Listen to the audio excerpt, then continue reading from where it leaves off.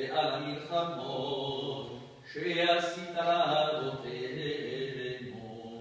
בימים ההם, בזמן הזה, על ידי כהניך הקדושים, וכל שמונתי מחנוכה, הנרות הללו קודש הם, ואין לנו רשות להשתמש בהם, אלא לראותם בלבד, כדי להודות לשמך, על ניסיך ועל נפלאותיך, ועל ישועתך.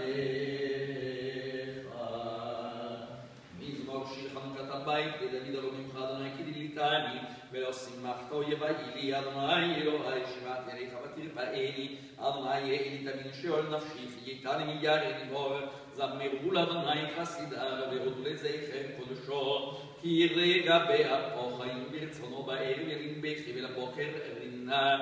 ואני אמרתי בשלמי בלמות לעולם, אדוני ברצונך העמדת להרים עוז, הסתרת פניך יתני, ועל אליך אדוני יקרא, ואל אדוני יתחנן. מפצע בדמי ברידתי אל שחת, היודך עפר, היגיד עמיתך שמע אדוני וחונני. אדוני היה עוזר לי, הפכת מספדי למחול לי, פיתחת שקי ותעזרי משמחה, למען יזמרך כבוד ולא ידום. אדוני אלוהי לעולם אודך, מעוז צור ישועתי, לך נאה לשבח, תיקום בית תפילתי, ושם תודה מזבח, לעת תכין מטבח, מצר המנבח,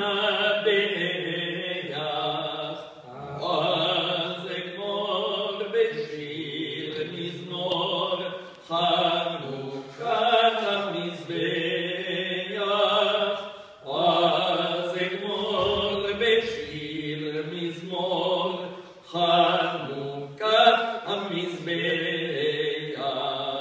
יוונים נקבצו עלי, אזי בימך השממים, ופרצו חומות מגדלי, וטימאו כל השממים, ומן נותר כאן שנים, נשא נס לשושנים, בבינה ימי שמונה, קבעו שיר ולנעמים, בבינה ימי שמונה, קבעו שיר ולנעמים.